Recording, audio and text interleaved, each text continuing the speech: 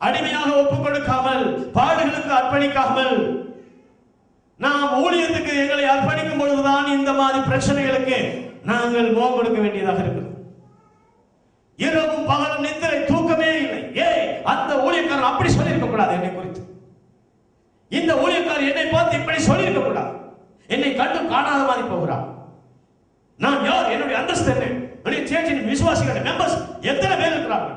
என்னுடைய அழகான search building இதெல்லாம் அறிந்து பார்த்து பார் என்னை அசதியாக நினைக்கிறார்கள். நித்திரை சொல்ல முடியுமா? சுயம் மறித்ததினாலே, அடிமையாக இருப்பதனாலே, பாடுகளை அனுபவித்ததினாலே, மூன்றாவது தேவனுடைய ஊழியத்துக்கு இலகுவாய் அர்ப்பணிக்க முடியும். ஹல்லேலூயா, பிரைஸ் காட். ஆகவே அடுத்த மூன்றாவது கட்டத்தை பார்ப்போமானால், லூக்கா 1ஆம் அதிகாரம் 38வது வசனத்தை மறுபடியும் ரிப்பீட் பண்ணி பார்ப்போமானால், உம்முடைய வார்த்தையின்படியே எனக்கு ஆக கடவது. லூக்கா 1ஆம் அதிகாரம் 23வது வசனத்திலே தேவன் சொன்னார், இயேசு கிறிஸ்து, ஒருவன் என்னை பின்பற்றி வர விரும்பினான் தன்னை தானே வெறுத்து தன் சிலுவையை எடுத்துக்கொண்டு என்னை பின்பற்ற கடவான். நம்முடைய வாழ்க்கையிலே ஊழியத்துக்கு ஒப்புக் கொடுக்கும் பொழுது, அர்ப்பணிக்கும் பொழுது, அதில் வருகிற சில நஷ்டங்களை நாம் ஏற்றுக்கொள்வது கிடையாது. Price cut. இங்கே ரோமர் 14ஆம் அதிகாரத்திலே அப்போஸ்தலனாகிய பவுல் சொல்லுகிறார், நாம் பிழைத்தாலும் கர்த்தராகிய இயேசு கிறிஸ்துவுக்கு பிழைத்திருக்கிறோம், நாம் மரித்தாலும் அவருக்காகவே மரிக்கிறோம்.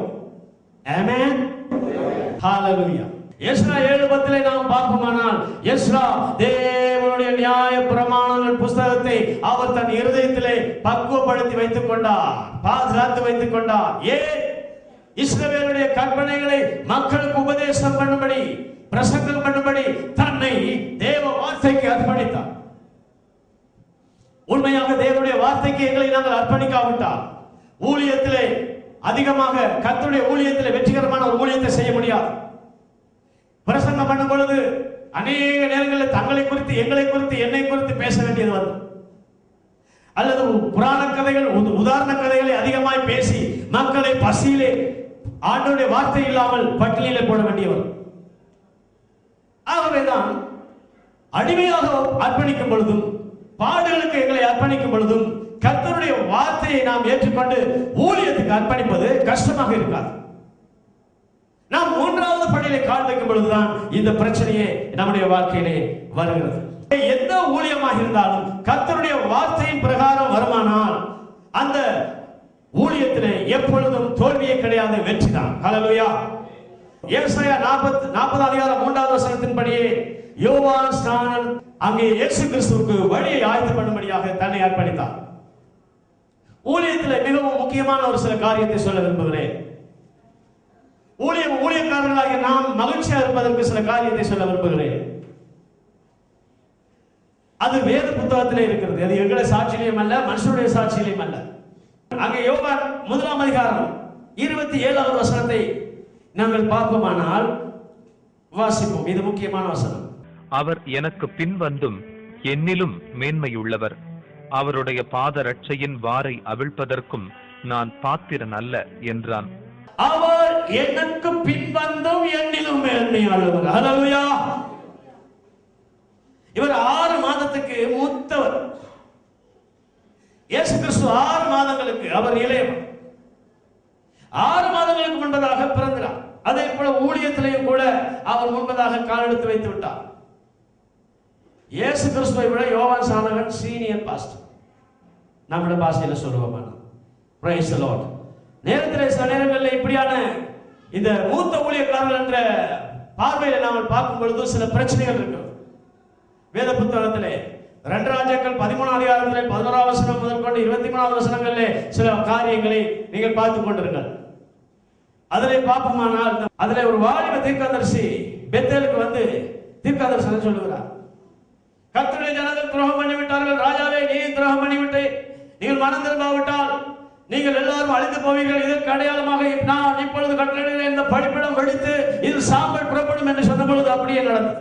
இதை கேட்டுக்கொண்டிருந்த அந்த வயது போன தீர்க்கதரிசியின் பிள்ளைகள் வீட்டுக்கு போய் சொல்லியிருக்கிறார்கள், அப்பா நான் ஒரு தீர்க்கதரிசியை சந்தித்தேன். அவர் மிகவும் வாலிப தீர்க்கதரிசி.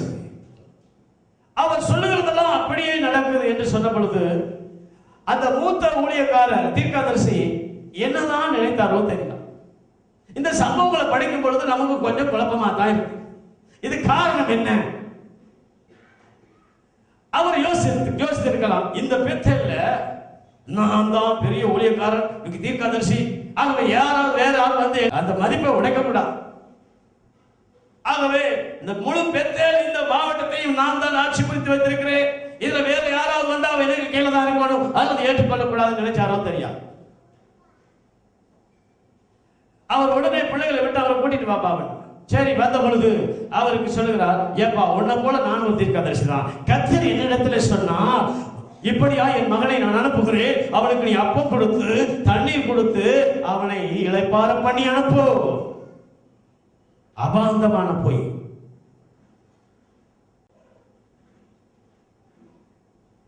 ஆனால் இவன் உடனே என்ன செய்தான்? கர்த்தர் பேசினார் என்று சொன்ன பொழுது அவன் கீழ்ப்படித்தான்.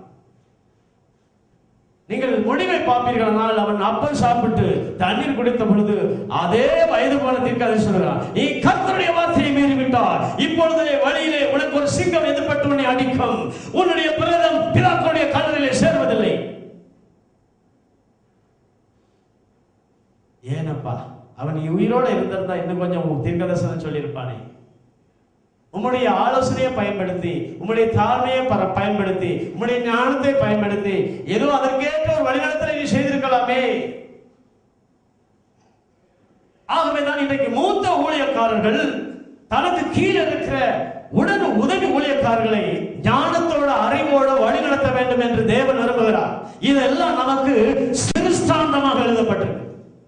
இதை பார்த்து இதையே தவறை நாமும் விடாதபடி, ஆகவே நமக்கு கீழ் இருந்து வளர்கிற ஊழியக்காரர்கள் அவர்களுடைய ஊழியத்தை கனப்படுத்த வேண்டும், அங்கீகரிக்க வேண்டும். அவன் வாலிப தீர்க்கதரிசியா இருந்தாலும் அவன் சொன்னது நிறைவேறினது அல்லவா? கர்த்தர் அவனுடைய வார்த்தையை நிறைவேற்றினார் அல்லவா? அப்படி இருக்க அந்த வயது போன அந்த தீர்க்கதரிசிக்கு ஏன் இப்படியான ஒரு யோசனை? ஆகவேதான் பிரியமானவர்களே, இன்றைக்கு அநேக அசிஸ்டன்ட் பாஸ்டர்ஸ்மார்கள் உடைந்து போவதற்கு காரணமாக மாறுகிறது. அதே நேரத்தில் அசிஸ்டன்ட் பாஸ்டர்கள் இருக்கிற அந்த மெயின் சர்ச்சையில் உள்ள அதில் உள்ள பாதி சர்ச் சபையாரை கூட்டிக் கொண்டு போய் இன்னொரு சர்ச்சை போட்டு அவர்களும் சபை நடத்தி கொண்டிருக்கிறதை உருவாக்குற சூழ்நிலை உண்டாகும். இப்படியான சூழ்நிலைகள் உருவாகும். அவர் 50 பேர் தான் விசுவாசிகளை வைத்து நடத்தி கொண்டிருக்கிறார். ஆனா 25 பேருக்கு இவர் ஏதோ ஆலோசனை சொல்லி அங்கு 25 பேரை இழுத்துக்கொண்டு இன்னும் ஒரு சபையை உருவாக்குறார். இந்த குட்டி குட்டி சபைகள் உருவாவதற்கு காரணமே முதிர்ச்சி அடைந்த ஞானமுள்ள சீனியர் பாஸ்டர்ஸ்மார்கள் விடுகிற பிழை. இதுல இன்னொரு பிழை என்ன?